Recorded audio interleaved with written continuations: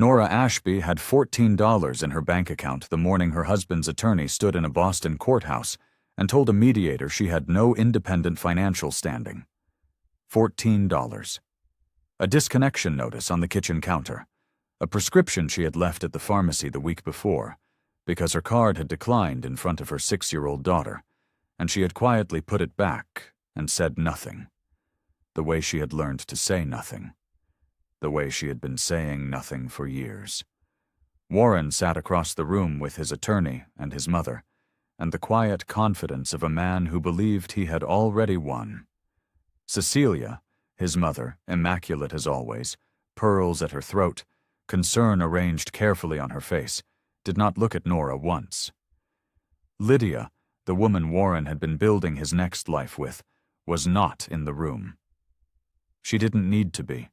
Her presence was already sewn into every document Warren's attorney had filed.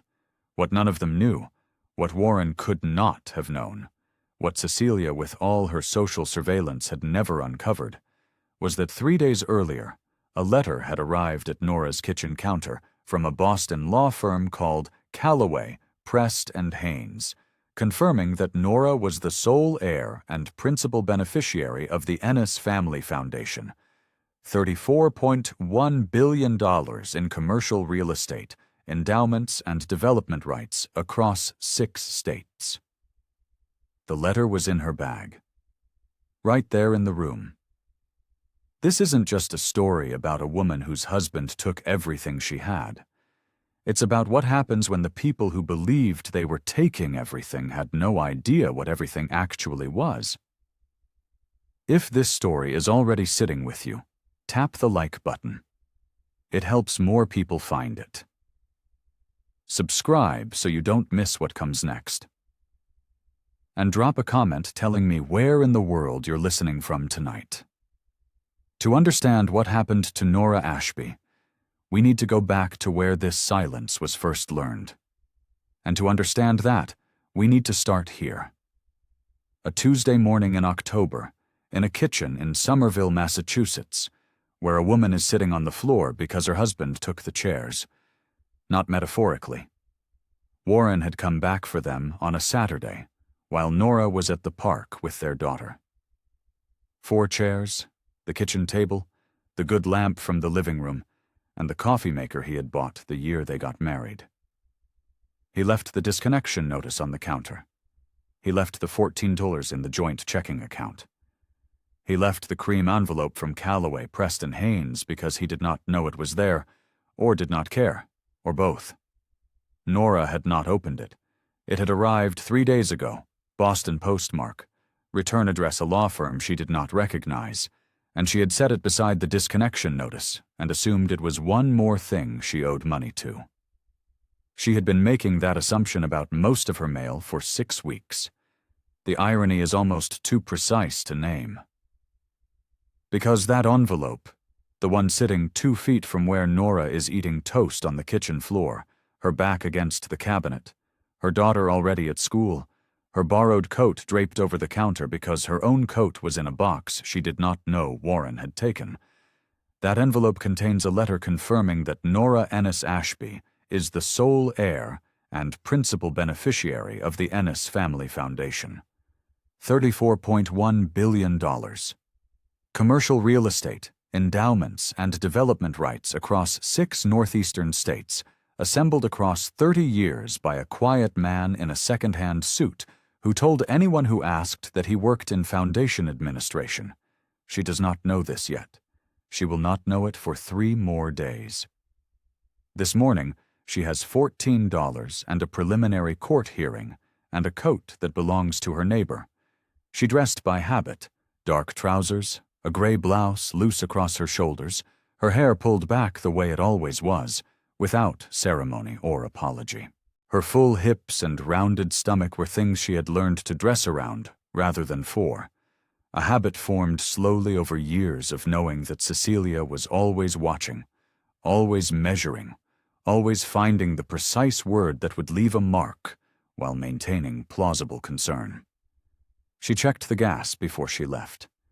The pilot light was still working. She made a note to call someone about it, and then remembered she had no credit and crossed the note out. She put the envelope in her bag. Not because she intended to open it, because it was there, and she was leaving. The courthouse on 3rd Street smelled like central heating and old carpet. Nora sat in a row of orange plastic chairs outside courtroom 7 and held her bag in her lap and kept her hands still. This was a skill she had developed without naming it, the ability to sit very quietly inside moments that wanted to undo her. Warren arrived at 10:43 with his attorney, a man named Douglas Hale, who wore the particular expression of someone billing by the hour. Cecilia was beside him, not beside Warren, exactly, but calibrated to his left shoulder, close enough to signal alignment without appearing in any photograph as part of his legal team. She wore a gray wool coat, fitted with leather buttons. She looked at Nora once, briefly, the way you look at a waiting room chair to confirm it is occupied, and then looked away. Warren did not look at Nora at all. Douglas Hale stood before the magistrate and used the word circumstances 3 times in 4 minutes. Nora had no independent financial standing. Nora had no verifiable income. Nora had no professional history of note for the previous 11 years, a period during which she had, as he understood it, been primarily supported by the marital estate. The proposed temporary support arrangement of $1,800 per month was, in his professional assessment, more than adequate to address her immediate needs pending final settlement.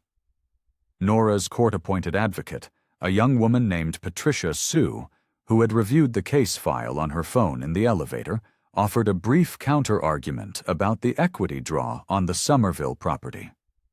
Douglas Hale responded with language about investment consolidation and tax vehicles, and Patricia Sue did not have enough information yet to push back effectively. The magistrate took notes. Said there would be a follow-up. Said everyone could go.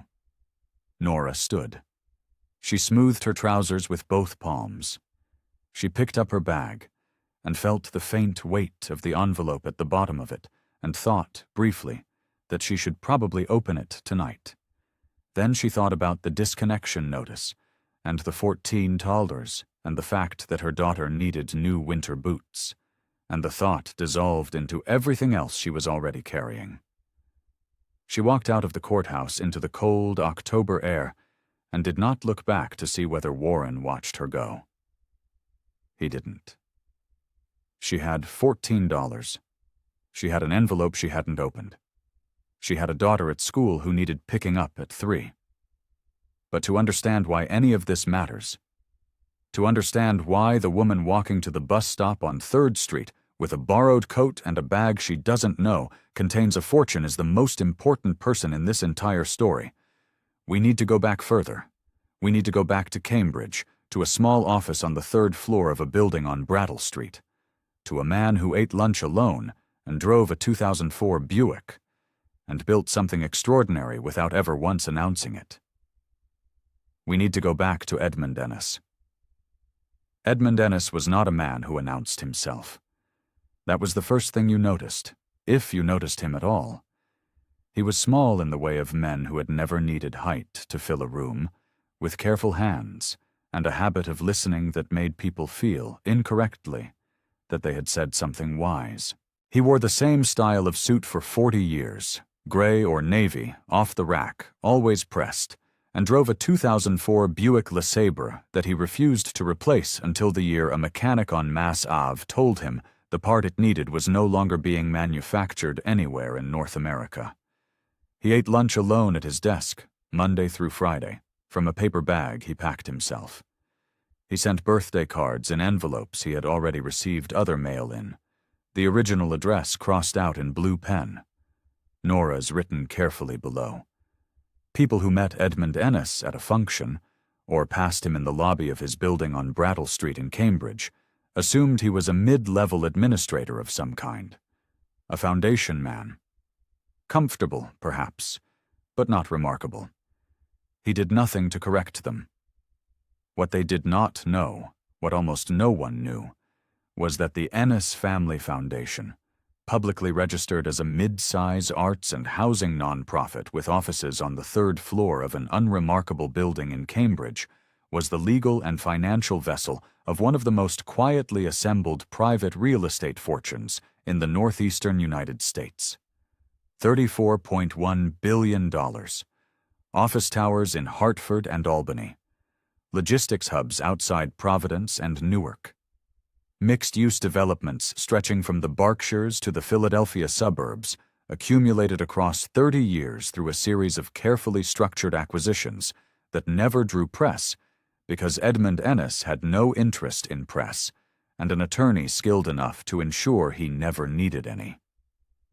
That attorney was Frances Ewan. She had joined Callaway Preston Haynes in Boston at 32, been referred to Edmund by a mutual contact at a Harvard endowment meeting, and spent the next 11 years learning the full architecture of what he had built.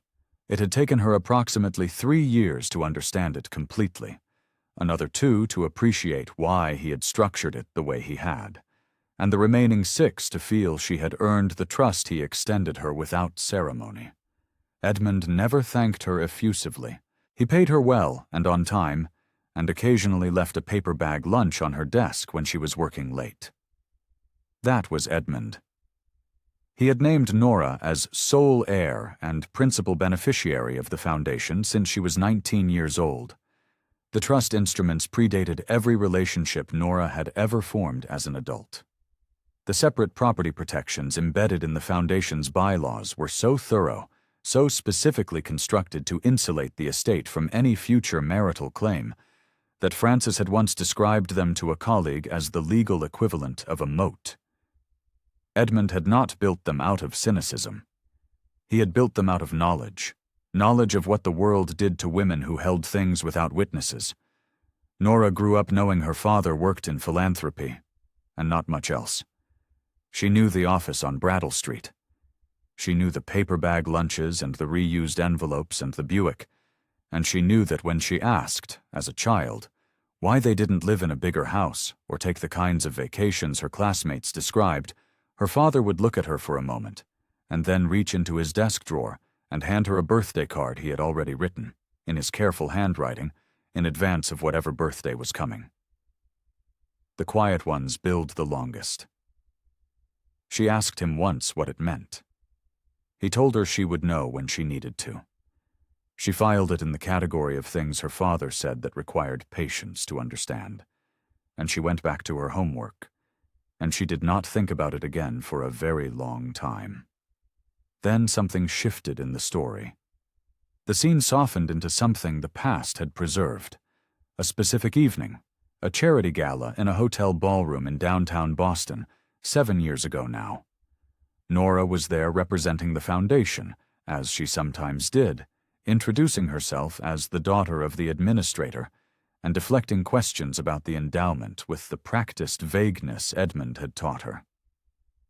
She was 31, in a green dress she had bought at a consignment shop on Newbury Street, her dark hair loose for once, her full shoulders unhurried in a room full of people performing importance.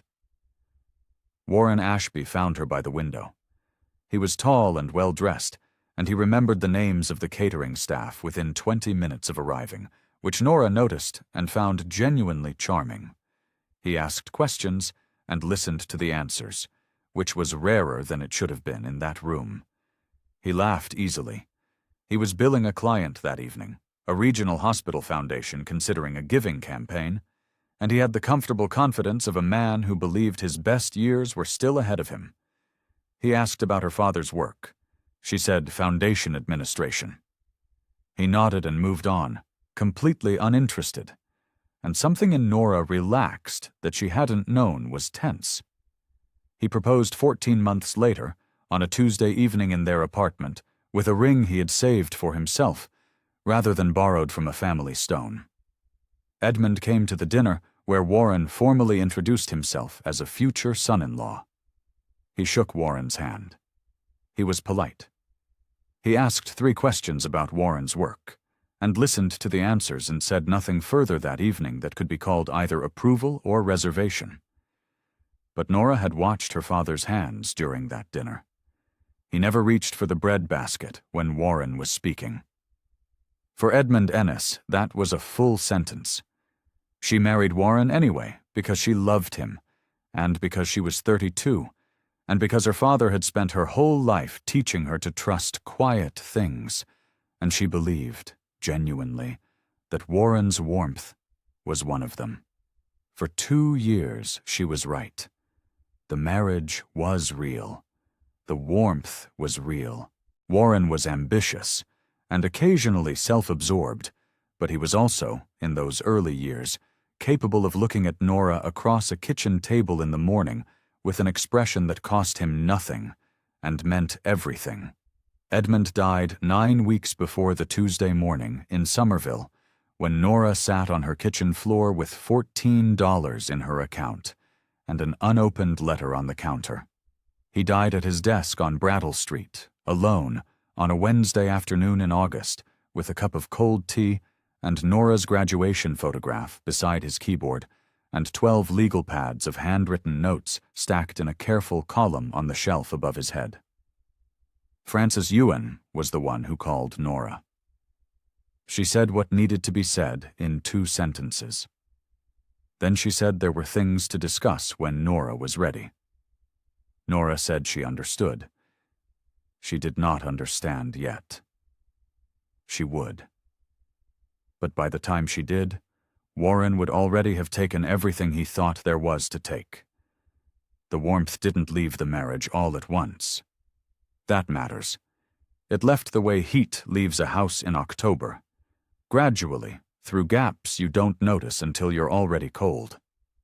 3 years ago, the consulting firm Meridian Group absorbed 2 of Warren's longest-standing clients, a regional children's hospital foundation and a mid-size arts endowment in Providence that had been with him since he started. Together they had represented roughly 40% of his annual billings. The loss was professional, but Warren experienced it personally, the way he experienced most things, as a verdict on his worth rather than a shift in market forces. He came home from the Meridian announcement quiet, in a way Nora had not seen before. Not sad. Quiet in the way of a man rearranging his internal account of himself, moving figures from one column to another, arriving at a number he didn't like. He did not talk to Nora about it. He began working later instead. Cecilia arrived in this gap like weather, as she always did, present before you had decided to invite her, departing only after she had left something behind. Her visits to the Somerville house increased that fall from occasional to weekly, and with the frequency came a new precision in her observations. She had always had opinions about Nora. Now she had occasion to share them more often. The furniture was the first target. The second-hand sofa in the living room, the mismatched dining chairs Nora had found at an estate sale in Jamaica Plain, the bookshelves made from boards and brackets, all of it received Cecilia's attention in the register she had perfected.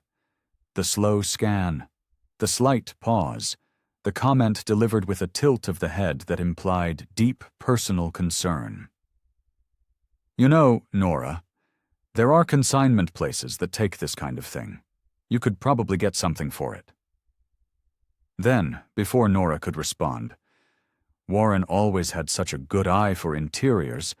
I wonder if you two just have different tastes. Nora said nothing. She refilled Cecilia's tea. The clothes were next. Cecilia's eye moved across Nora's soft frame, the way a contractor surveys a property, assessing, calculating, finding the gap between current condition and acceptable standard. That color does nothing for you, sweetheart. You have such a pretty face.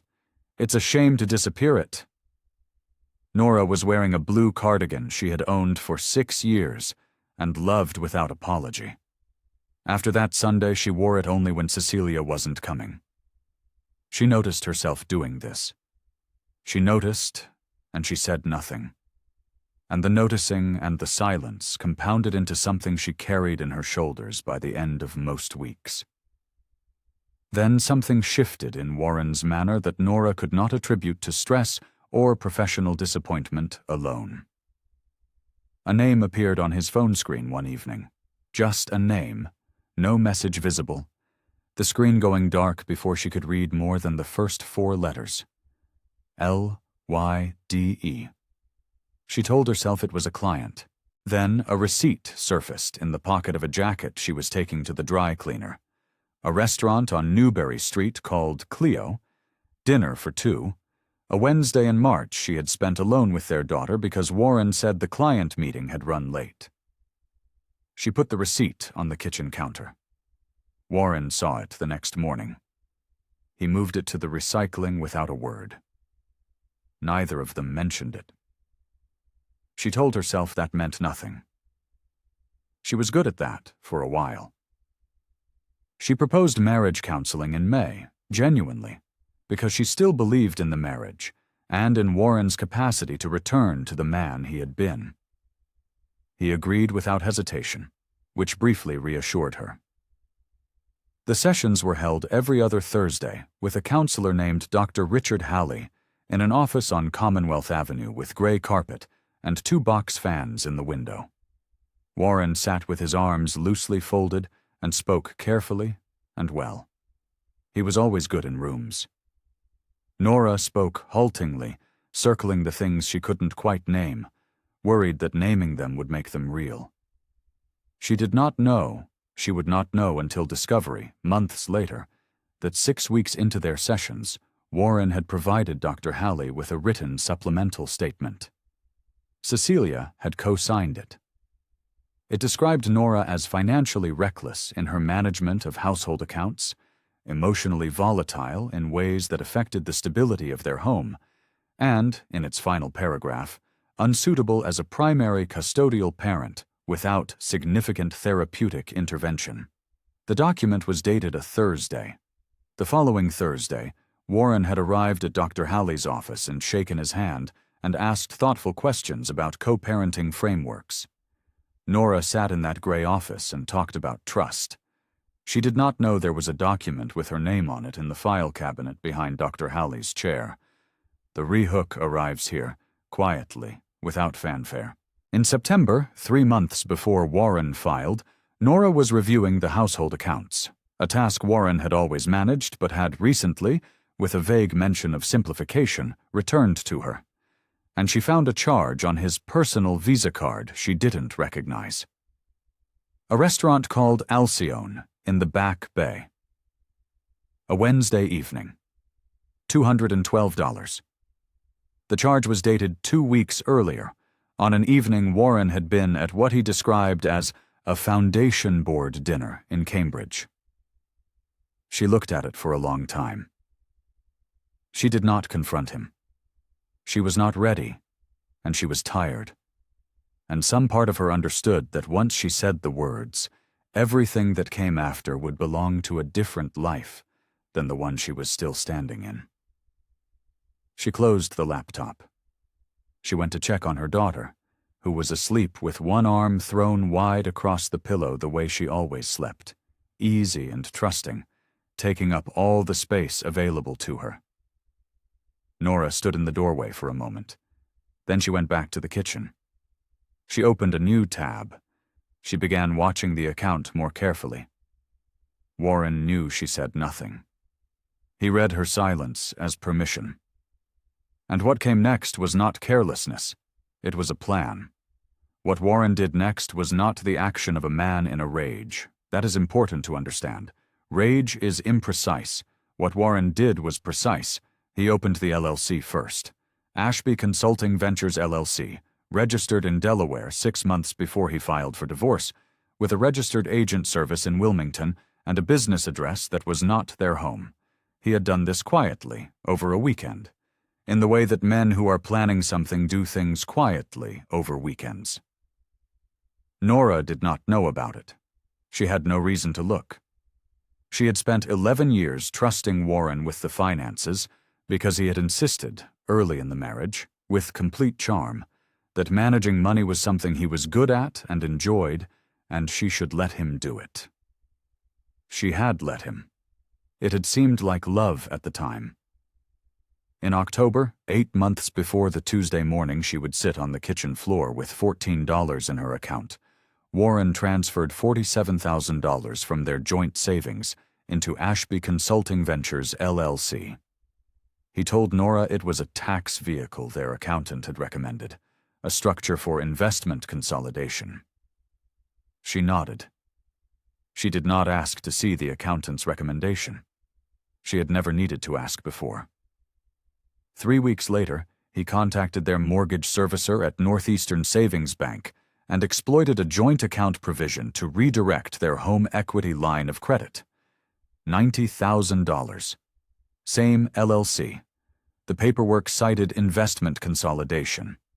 He signed it on a Thursday afternoon. He came home that evening, ate the dinner Nora had made, asked about their daughter's school project, and did not mention it. Then something shifted. Something smaller, more intimate in its cruelty. He called 3 credit card companies and reported Nora's supplementary cards as lost. The replacements were mailed to a new address, an apartment on Tremont Street. He did not tell Nora. There was nothing to tell from his perspective. He had simply removed a resource she did not know she was about to need. She found out at the pharmacy on Highland Avenue, on a Tuesday afternoon in November, with her daughter in the cart and a prescription for a sinus infection the child had been fighting for 2 weeks. The pharmacist, a young man named Daniel Reyes, ran the card twice, declined both times. He looked at Nora with the practiced neutrality of someone who had delivered this news before and did not enjoy it. Nora looked at the number on the register. $23. She opened her wallet. She had $14 in cash and a debit card connected to an account she had not yet checked that morning. She paid for a smaller item, a box of children's ibuprofen, and left the prescription at the counter and told Daniel Reyes she would be back for it. She pushed the cart to the car with both hands on the handle and her daughter chattering about something, unaware. And Nora did not cry until she was in the driver's seat with the door closed and her daughter still buckling herself in the back, and then she stopped after 11 seconds because she needed to drive. She did not know at that moment that she was sitting 2 miles from a building owned by the Ennis Family Foundation. She did not know she owned $23 worth of anything 1,000 times over. She knew only that her card had declined on her sick daughter's prescription, and that she had left it at the counter, and that she needed to get home. Warren filed the following Monday. His attorney, Douglas Hale of Hale & Brennan LLP in downtown Boston, submitted the petition for dissolution of marriage at 9:47 in the morning. By 11, Nora had a voicemail from an unfamiliar number. She listened to it on the back porch, in the cold, with her coat pulled across her arms. The settlement offer arrived by certified mail 4 days later. The Somerville house, with its $90,000 equity now drawn, its remaining mortgage, its aging furnace and second-hand furniture, and the small bedroom where her daughter slept with one arm thrown wide. $1,800 per month in spousal support, structured to terminate in 24 months. A custody arrangement weighted toward Warren in every provision that could be weighted. Douglas Hale had described this offer to Nora's court-appointed advocate, Patricia Sue, as more than fair given the circumstances. The circumstances, as Douglas Hale understood them: Nora Ashby had no income, no savings, no credit, and no professional history of consequence. She was a woman who had spent 11 years in a marriage and emerged with nothing measurable to show for it. That same afternoon, Cecilia called. Nora watched the phone ring twice before answering. The call lasted 4 minutes. Cecilia's voice was warm and careful, each sentence weighted with the performance of a woman who had not co-signed a document designed to remove her grandchild from her mother's primary care. "I just wanted you to know, Nora, that whatever happens, we only want what's best for everyone, especially for the little one." A pause. I hope you're taking care of yourself. This kind of stress, it shows." Nora said thank you. She ended the call. She did not say anything else. While Cecilia was offering concern, Warren was at Lydia's apartment on Tremont Street, showing her photographs of a building on Commonwealth Avenue in the Back Bay. Exposed brick, high ceilings, a view across the rooftops toward the Charles River. He had found a unit on the 4th floor. He described it to Lydia as the beginning of their real life. She looked at the photographs and said it was perfect, and meant it, or something close enough to meaning it that the difference was invisible. Their future, as they imagined it that evening, rested entirely on the assumption that Nora had been reduced to nothing. He was not wrong about the bank balance. He was wrong about everything else. 4 days after Douglas Hale filed the formal settlement offer, Nora's daughter asked if they could have macaroni for dinner. Nora said yes. She put the pot of water on to boil, and while she stood at the counter waiting for it to heat, she finally picked up the cream envelope with the Boston postmark and the return address she didn't recognize, and she opened it because she had run out of reasons to be afraid of one more bad thing. The water was already at a full boil when Nora finally picked up the envelope. She had been standing at the counter for 2 minutes, watching the pot, not moving. Her daughter was in the next room arranging something on the floor, blocks or books, some quiet architecture of her own, and the sound of it was a steady, ordinary comfort that made the rest of the kitchen feel very still by comparison. The disconnection notice was still on the counter. The $14 was still in her account. The settlement offer from Douglas Hale sat in a folder on the table, its terms so precisely structured around her having nothing that it read almost like a document of certainty rather than a proposal. She picked up the envelope because she had run out of reasons not to. The letter was 2 pages. The first page was formatted with the precision of a firm that had drafted this kind of correspondence many times, the letterhead of Callaway, Prest and Haynes at the top, the date, her full legal name, Nora Ennis Ashby. Not Nora Ashby, Ennis Ashby. She had kept both names on her legal documents since the marriage, a habit she had formed without strategy, simply because it was who she was before Warren, and she had not wanted to lose it entirely. She read the first paragraph. She put the letter down on the counter. She read it again. The Ennis Family Foundation. Principal beneficiary designation. Sole heir. Effective transfer of all assets, endowments, and development rights pending signature and identity verification. Total appraised value as of the most recent independent audit, $34.1 billion. The water boiled over. She didn't hear it. At the bottom of the second page, below Francis Ewan's signature and direct line, there was a handwritten note in ink that was slightly different from the printed text, added by hand, carefully, the letters small and even. Francis Ewan had written, "Your father asked me to tell you. The quiet ones build the longest. He said you would know what it means. Please call when you are ready." Something came apart in Nora's chest. Not loudly. Not with any of the drama the moment might have warranted. It came apart the way things that have been held together under great pressure finally release, completely and all at once, and with a sound no one else could hear. She sat down on the kitchen floor. The water ran over the edge of the pot and hissed against the burner, and she did not move for a long time. She was not crying because of the money. She understood that later, but she knew it even then, on the floor, with the letter in her hands and the pot still hissing. She was crying because she could hear him. Her father's voice, in those 7 words, in Francis Ewan's careful handwriting, in the specific architecture of a message delivered this way rather than any other. Not in the letter itself, not in the formal language of beneficiary designations, but in a handwritten note at the bottom of the page, the way he had always communicated the things that mattered most. through small gestures, through objects, through the reused envelopes and the birthday cards and the lunches eaten alone, and the 30 years of work done without an audience. He had known she would need to hear his voice before she could call. She thought about the gala where she had met Warren, and how she had described her father as a philanthropy administrator because that was what Edmund had asked her to say, and how Warren had nodded and moved on, completely uninterested, and she had felt relieved. She thought about Edmund's hands at that dinner, not reaching for the breadbasket.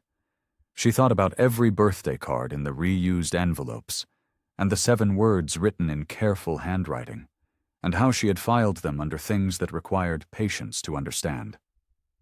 She understood now. Everything was different now. She wiped her face. She turned off the burner. She stood up. A memory surfaced, or not a memory, exactly. A reorientation. The narrator notes it here because it is the hinge of the entire story. The woman who stood up from that kitchen floor was continuous with the woman who had sat down on it, but she was not the same in any way that mattered. She was not louder. She was not harder.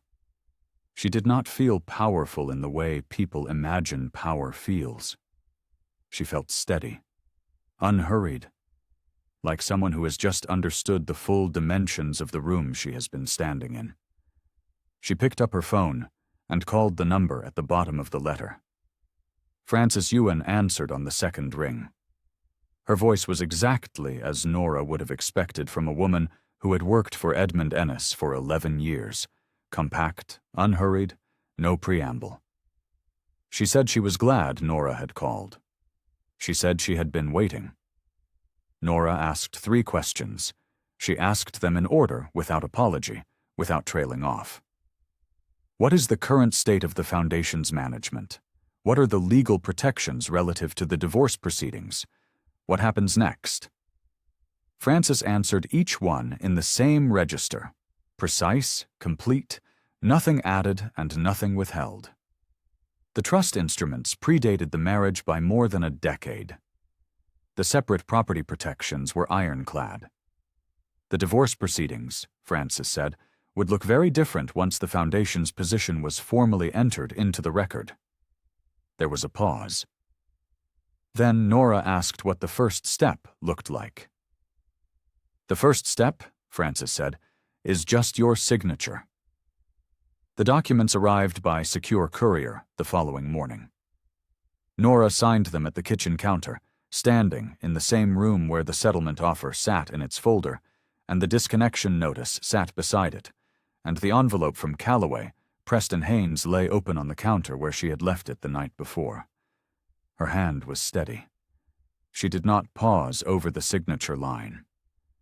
She signed her full legal name, Nora Ennis Ashby, in the same careful handwriting she had always used, the same name that appeared on every trust instrument her father had ever filed. The name Warren had never asked about, and Douglas Hale had never thought to check. She placed the signed documents in a fresh envelope. She addressed it to Calloway, Prest and Haynes, Boston. She walked to the mailbox at the end of the block in the gray November morning, her daughter beside her, and she dropped it in. She did not look back at the house. She took her daughter's hand, and they walked home, and Frances Ewan now had everything she needed to begin. 3 things happened before Nora walked into the mediation room. The first, on the Monday preceding the Wednesday hearing, 2 program officers at separate non-profit organizations, the Harwich Arts Initiative in Cambridge and the Greater Boston Housing Collaborative in Roxbury, received letters on Ennis Family Foundation letterhead informing them that their current grant agreements were under administrative review pending a conflict of interest evaluation related to a change in principal beneficiary. The review was described as standard procedure. It was standard procedure. Both organizations contacted their primary liaison at Warren Ashby Consulting within the hour. Warren's assistant, a young man named Colin Park, fielded both calls and sent Warren a message flagged urgent. Warren read it in the parking garage of his building and did not understand what it meant yet. He told Colin to look into it and went upstairs. The second. On the Tuesday evening before the hearing, at 9:14 p.m., a push notification arrived on Lydia Crane's phone from an email address she did not immediately recognize. It was from Calloway, Prest, and Haynes, and it contained a formal declination of her lease application for Unit 4C at 280 Commonwealth Avenue in the Back Bay, citing beneficial owner conflict of interest, effective immediately. Lydia read it twice. Then she called Warren. The call lasted 4 minutes. Her voice, by the end of it, had the particular quality of a woman who has just recalculated something important and arrived at a number she doesn't like. Warren called her back 3 times that evening. She did not answer. The third, Frances Ewan arrived at the Boston Mediation Center on Devonshire Street at 8:45 on a gray Wednesday morning, 15 minutes before anyone else, and placed her briefcase on the table beside Nora's chair. She did not explain what was in it. She did not need to. Warren arrived at 9 with Douglas Hale, and the confidence of a man who believed the day's outcome was already determined. He wore his good charcoal suit. He had a travel cup of coffee. He did not look at Nora when he sat down. He arranged his documents in front of him with the methodical ease of someone completing a formality. Douglas Hale exchanged a brief professional nod with the mediator, a gray-haired woman named Carol Vass, who had been doing this work for 22 years and whose expression had long since settled into the practiced neutrality of someone who has heard everything. Frances Ewan sat beside Nora without fidgeting, without arranging anything. She simply sat, her hands resting on the table, her briefcase closed, and waited. Douglas Hale began. He outlined the settlement terms with the brisk efficiency of a man who had presented this offer before and considered it generous and expected to conclude the matter within the hour. Nora had no independent financial standing. Nora had no professional history of consequence. The terms were as previously submitted: the house, the spousal support, the custody framework. He used the word circumstances twice. He used the word reasonable 3 times. Frances let him finish. Then she opened her briefcase. She removed a single document, 1 page, clean margins, the Ennis Family Foundation seal centered at the top, and placed it on the table in front of Carol Vass. She slid it across without speaking. She did not look at Douglas Hale. She did not look at Warren. She folded her hands. Carol Vass picked it up. She read the first paragraph. Her expression did not change, but something in her stillness changed. The quality of her attention shifted, the way a room shifts when something significant enters it. She set the document down. Douglas Hale asked to see it. Carol Vass slid it to him. He read the first line. He set it down. He asked for a recess. The room went quiet. In the hallway, Nora stood near the window overlooking Devonshire Street and watched the November traffic and said nothing.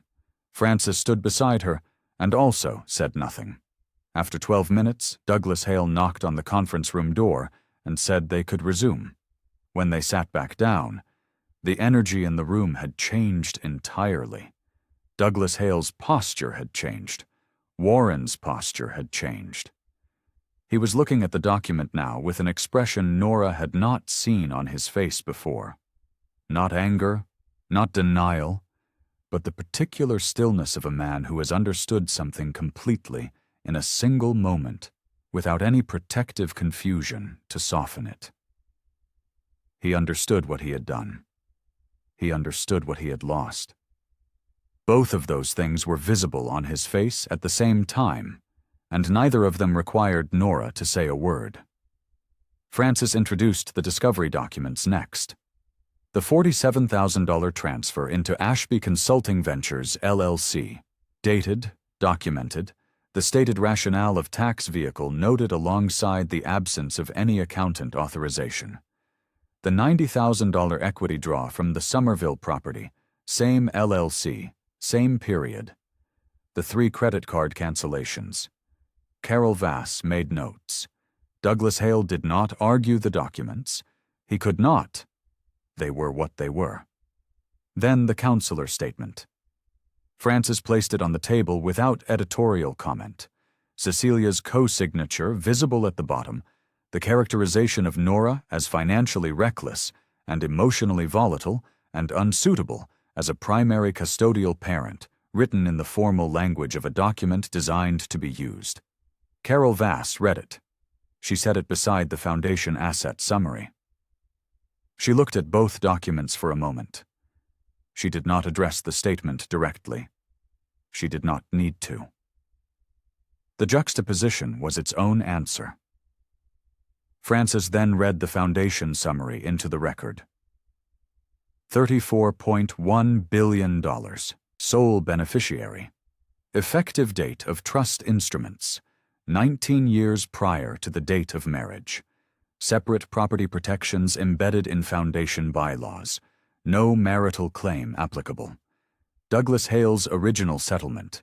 The encumbered house, the $1,800 per month, the 24 months, was formally withdrawn.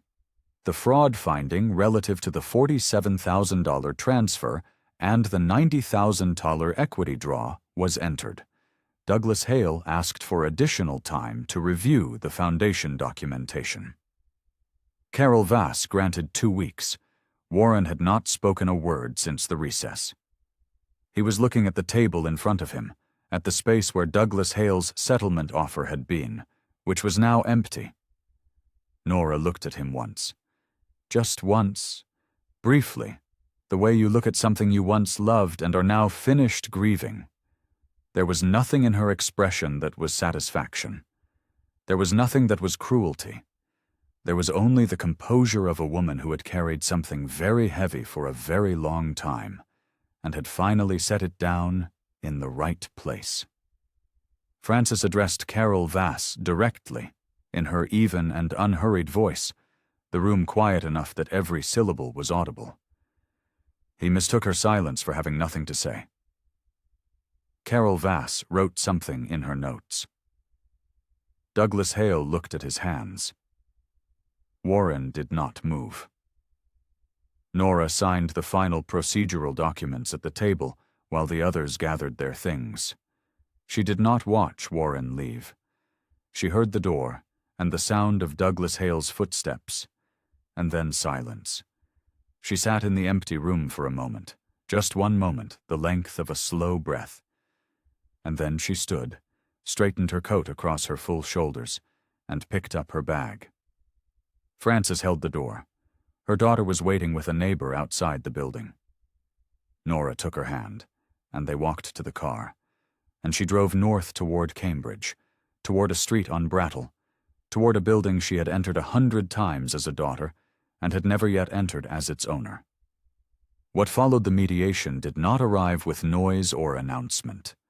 It arrived the way Edmund Ennis had always done things, structurally, without ceremony, in the natural order of consequences meeting their causes.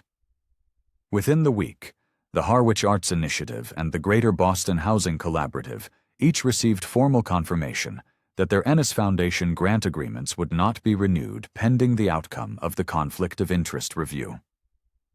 Both organizations notified Warren Ashby Consulting that they were suspending their retainer arrangements while they sought alternative funding counsel.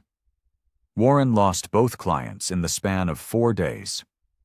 His remaining non-profit network, a web of relationships built over 11 years on the foundation of social access and the assumption of continued goodwill, began contracting as word moved through the sector the way professional word always moves, without announcement, through the withdrawal of returned calls and the cooling of previously warm rooms. Lydia did not reappear. She had made her calculation at 9:14 on a Thursday morning, and she did not revise it. Warren called her 6 more times over the following 2 weeks. She answered once, briefly, to say she needed space to think. She did not call back. The apartment on Commonwealth Avenue, the one with the exposed brick and the Charles River view, the beginning of their real life, remained empty of her presence, and always would. She moved on with the efficiency of someone for whom attachment had always been conditional on circumstance, and the circumstances had changed. Cecilia received 2 letters in the same week from the boards of 2 Boston philanthropic organizations on which she had served for 9 and 14 years, respectively. Both letters used the phrase administrative restructuring. Both requested her resignation by the end of the month. Neither offered a direct explanation. She called Warren. He did not have one to give her.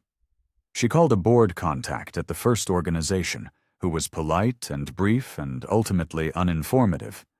She never received a direct explanation. She never would.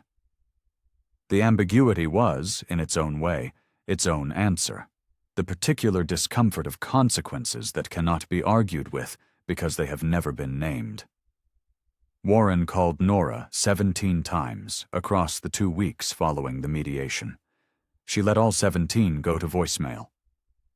On the 18th call, she answered. She listened to what he said. His voice had changed. The procedural confidence was gone from it, replaced by something rawer and more honest than he had been in years, the voice of a man who had finally run out of narrative. He said he was sorry. He said he hadn't understood what he was doing. He said he wanted to talk when she was ready, when she felt she could. Nora listened until he finished. She said she heard him. Then she ended the call. She did not call back. She did not need to say anything else. The call was not the beginning of a conversation. It was the quiet, final close of one that had been ending for a long time. Then the scene softened into something altogether different. Frances had left the key in an envelope taped to the door of the building on Brattle Street, with a note in her characteristic handwriting. Take whatever time you need.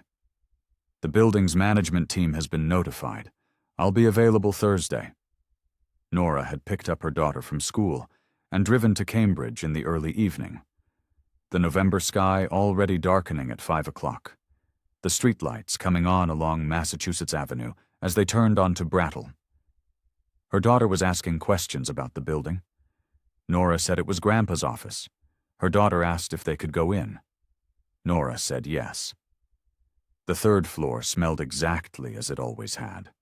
Old paper and the particular Darjeeling tea Edmund had ordered in tins from a shop on Newbury Street. And beneath that, the specific smell of 30 years of work done without an audience. Something that had no name, but was unmistakably his. The 12 legal pads were still on the shelf above the desk, stacked in the column Edmund had always maintained, his handwriting visible on the top edge of each one. His worn leather chair sat exactly where it had always been. Nora's daughter moved immediately to the window, pressing her palms against the glass to see the street below, delighted by the height and the light, and the unremarkable miracle of being somewhere new. She did not know what the room meant. She simply inhabited it with the easy trust of a child who has always felt safe in the company of the person beside her. Nora sat in her father's chair. She sat in it for a moment without doing anything, without organizing, without planning, without managing the next thing on a list. She simply sat in it, in the room that smelled like him, with her daughter's voice at the window and the legal pads on the shelf, and the silence of a place that had been waiting, patiently, for the right person to come back to it. She reached into her bag. At the bottom, beneath her phone and her keys and the folder from the mediation, was the birthday card. The last one Edmund had sent her.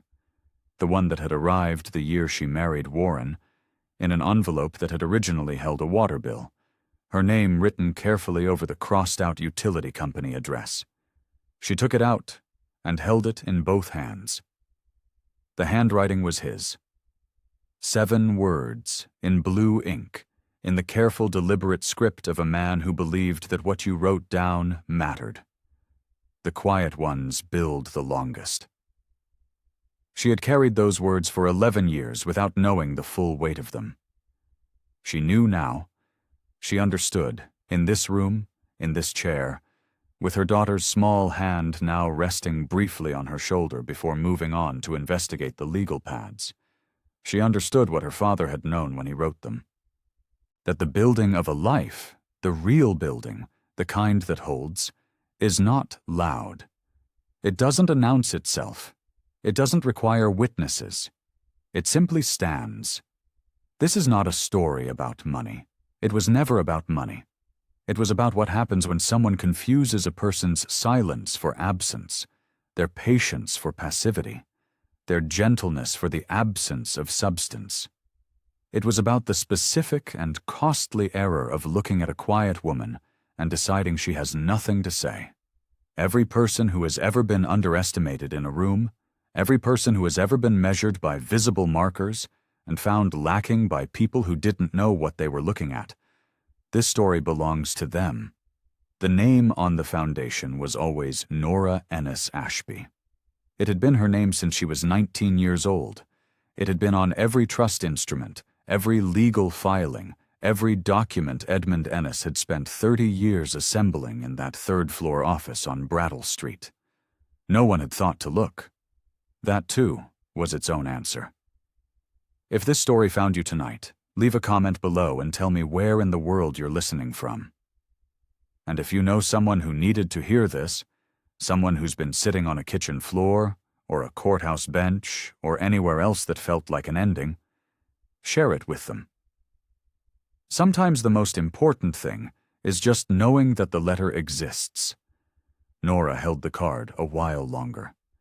Her daughter had found a pen on Edmund's desk and was drawing something on a spare piece of paper, focused and content, humming to herself. The room was warm. The streetlights outside made soft columns in the November dark.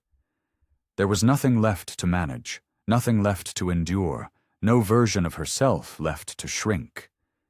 She was simply in the right room, at last, in her father's chair, with her daughter's voice filling the quiet he had left behind.